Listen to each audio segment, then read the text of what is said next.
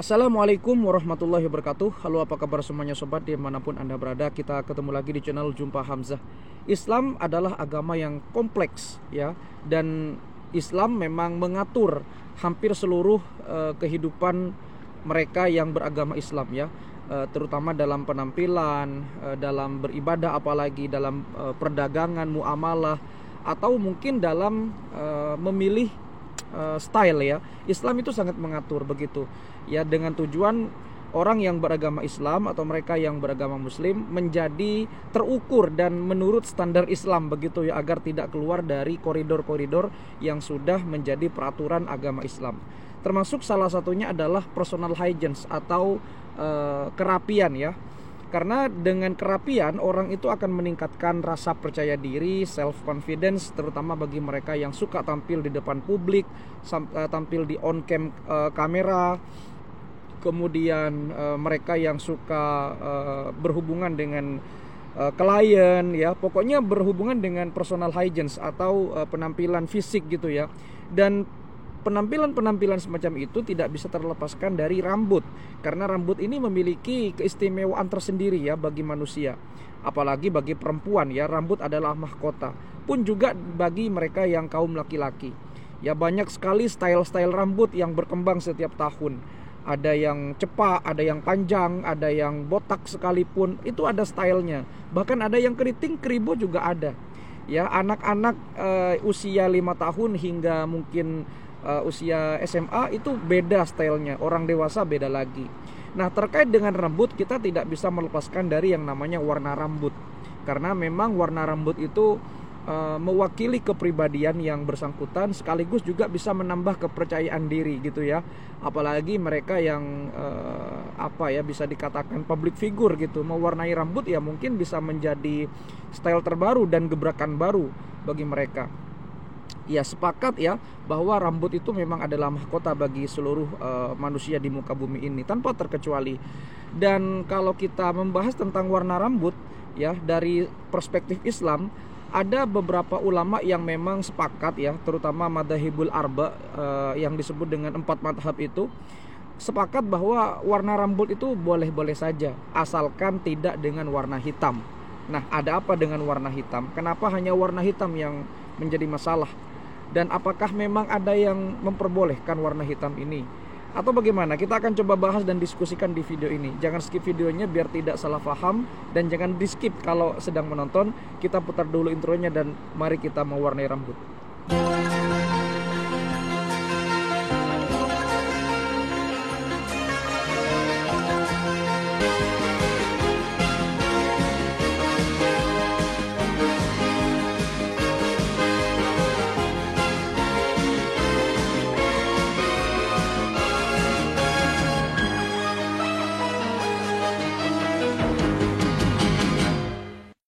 Cuaca di sekitar saya saat ini yang sedang take video sedang mendung, jadi mohon maaf kalau pencahayaannya kurang terang gitu ya. Tetapi mari kita lanjutkan diskusi kita terkait dengan warna rambut atau mewarnai rambut dengan warna yang hitam ini. Kenapa dalam Islam mewarnai rambut dengan warna yang hitam itu tidak diperbolehkan? Ya, jadi gini, sebetulnya Islam itu adalah agama yang sangat kompleks ya. Dan Islam sebetulnya adalah agama yang begitu fleksibel, karena Islam itu bukan hanya melihat dari satu sudut pandang, tetapi melihat dari berbagai macam sudut pandang, tergantung kondisinya, tergantung bagaimana keadaannya dan siapa yang berhadapan dengan kondisi itu. Jadi Islam itu sebetulnya tidak kaku ya, agama yang begitu fleksibel. Jadi gini, sebetulnya 4 imam madhab yang terkenal, yaitu Syafi'i, Maliki, Hanafi, dan Hambali, itu sepakat bahwa mewarnai rambut itu boleh-boleh saja dengan berbagai macam alasan ya, tetapi jangan warna hitam gitu. Kenapa dengan warna hitam ini? Apakah memang dalam Al-Quran dibahas secara eksplisit tentang warna hitam dan warna rambut? Nah, jadi gini, Al-Quran, kemudian hadis, ijma, qiyas, ini merupakan sumber hukum Islam ya. Ada 4 sumber hukum Islam yang tentunya harus dijajikan standar dan acuan dalam kehidupan sehari-hari bagi umat yang beragama Muslim. Islam tentu sangat memandang bahwa keindahan itu sangat dianjurkan dalam Islam. Karena memang indah itu sangat identik dengan Islam. Kenapa demikian? Karena banyak sekali bangunan-bangunan Islam gitu ya, yang memang memiliki ornamen-ornamen yang sangat indah. Kemudian Islam juga menganjurkan kebersihan. Itu kan merupakan dari keindahan ya. Dan keindahan itu kan juga bisa disebut dengan penampilan yang indah atau personal hygiene gitu. Jadi ya Islam memang menganjurkan yang namanya keindahan, kerapian gitu. Bahkan memang Islam sendiri yang mengatur bahwa seseorang itu harus berpenampilan rapi, kan begitu, agar kebersihan juga bisa terpenuhi, kan gitu. Bahkan Islam itu memandang kebersihan sebagian dari iman. Nah, jadi gini, dalam hukum Islam harus mengacu kepada 4 hal tersebut ya. Ada Al-Quran, ada hadis, ada ijma dan qiyas. Tetapi yang pertama harus menjadi acuan adalah Al-Quran sebagai sumber utama hukum Islam. Apakah Al-Quran itu membicarakan atau membahas terkait dengan warna rambut, apalagi cat rambut yang berwarna hitam? Sebetulnya secara eksplisit Al-Quran tidak menyinggung gitu ya, tidak menyinggung warna rambut yang hitam itu. Ini secara eksplisit ya, bukan secara bahasa kiasan gitu. Karena bahasa Al-Quran itu penuh dengan majas, penuh dengan bahasa kiasan, dan ahli tafsir pun juga beda-beda pendapatnya. Tetapi memang dalam Al-Quran itu ada singgungan bahwa Tuhan itu melarang mengubah ciptaannya ya bagi makhluknya gitu. Karena itu sudah menjadi kodrat bagi makhluk hidupnya. Ya, ini ada di dalam surat An-Nisa ayat ke-119. Ya, silakan Anda bisa cek sendiri bagaimana isi ayatnya dan terjemahnya seperti apa. Tetapi memang di situ ya tidak dijelaskan secara eksplisit ya. Sekali lagi secara eksplisit bahwa warna rambut atau mewarnai rambut dengan warna yang hitam itu apakah diperbolehkan atau tidak. Tetapi yang jelas dilarang mengubah ciptaan, karena memang itu sudah menjadi ketentuan, sudah menjadi ketetapan bagi setiap manusia atau makhluk hidup yang diciptakan oleh Allah Subhanahu wa taala. Nah, lantas gimana dengan rambut gitu ya? Jadi gini, mewarnai gitu ya, itu boleh saja asalkan dengan beberapa kriteria tertentu ya, dan juga tidak warna hitam. Kenapa dengan warna hitam? Dulu ada sebuah cerita, ada hadis gitu ya, hadis yang menceritakan bahwa seorang sahabat Nabi gitu ketika Fathu Mekah atau pembebasan kota Mekah, itu janggutnya warna putih gitu, dan Nabi menegur gitu, warnai rambutmu dengan warna yang lain tapi jangan warna hitam. Nah, mungkin dari hadis itu berangkat bahwa larangan kenapa jenggot itu atau rambut yang berwarna hitam tidak boleh, karena dari situ.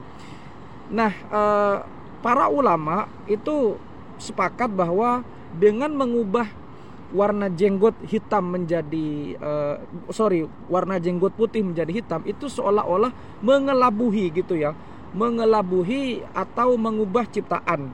Kenapa? Ya karena memang orang yang sudah berumur katakanlah 60 tahun, 70 tahun rata-rata yang uban rambutnya sudah memutih, seolah-olah mereka masih muda gitu. Ini yang menjadi acuan gitu, karena termasuk mengubah ciptaan. Lah lantas bagaimana dengan warna yang lain seperti warna merah, warna kuning, warna hijau, warna ungu, warna silver, itu gimana? Nah, itu boleh ya, boleh-boleh saja, karena memang beberapa ulama sepakat dengan catatan ya, lagi-lagi dengan catatan itu ada bahan-bahan khusus yang tidak menghalangi masuknya air gitu ya ke dalam rambut, karena memang ketika berwudu atau mandi besar gitu itu bisa menghalangi. Nah, kenapa kok tidak dikategorikan mengubah ciptaan? Ya karena kalau rambut berwarna hijau, rambut berwarna silver, rambut berwarna brown, rambut berwarna kuning, rambut berwarna pink, itu seolah-olah bukan uban, kan begitu, karena uban itu kan identik dengan putih. Sehingga kalau orang yang sudah tua renta, ya jangan memanipulasi dengan rambutnya agar seolah-olah menjadi putih, menjadi hitam gitu ya. Itu yang tidak boleh. Itu yang dimaksud dengan mengubah ciptaan atau memanipulasi umur gitu agar seolah-olah terlihat masih muda gitu. Dan MUI gitu ya, itu sempat berfatwa terkait dengan cat rambut ini selain warna hitam tentunya. Jadi menurut fatwa MUI tahun 2012 nomor 23, boleh mewarnai rambut dengan berbagai macam kriteria sebagai berikut. Saya bacakan ya. Pertama, menggunakan bahan yang halal dan suci. Ya, karena memang Islam sangat memperhatikan bagaimana kehalalannya, bagaimana kesuciannya. Itu yang pertama. Kemudian yang kedua, itu dimaksudkan dengan tujuan yang benar secara syar'i. Ya, secara syar'i maksudnya secara hukum Islam. Artinya tujuannya apa dulu? Harus jelas tujuannya. Kalau tujuannya nggak jelas ya nggak boleh juga. Misal nih tujuannya agar misal lebih rapi gitu. Karena sedikit saja gitu. Bukan terlalu ekstrim, bukan terlalu alay gitu. Itu boleh-boleh saja. Tujuannya dulu. Apa tujuannya? Yang ketiga adalah materialnya tidak menghalangi air. Jadi ada beberapa cat rambut yang memang itu menyatu dengan rambut ya, sehingga sulit untuk masuknya air ke situ. Terutama ketika berwudu atau ketika mandi besar. Kalau berwudu mungkin hanya sebagian rambut yang dibasuh, tetapi kalau mandi besar ya harus semua rambut, dan dikhawatirkan kalau catnya tidak bisa menghalangi air atau bisa menghalangi air, itu dikhawatirkan tidak sah mandi besarnya gitu. Kemudian yang berikutnya, tidak membawa kemudaratan atau tidak membawa hal-hal yang membahayakan bagi penggunanya. Artinya tidak menggunakan bahan kimia yang sangat bahaya sehingga bisa mengkhawatirkan si pemakainya itu alergi atau apa gitu ya. Dan yang berikutnya adalah menghindari warna hitam. Nah, lagi-lagi di sini ada warna hitam. Jadi warna hitam itu memang semua ulama sepakat ya, nggak boleh ya, dengan alasan adalah memanipulasi umur, dan itu bisa dalam tanda kutip masuk kategori mengubah ciptaan Tuhan.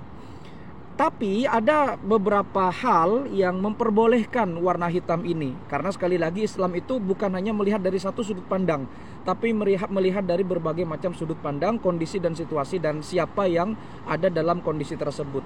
Jadi boleh.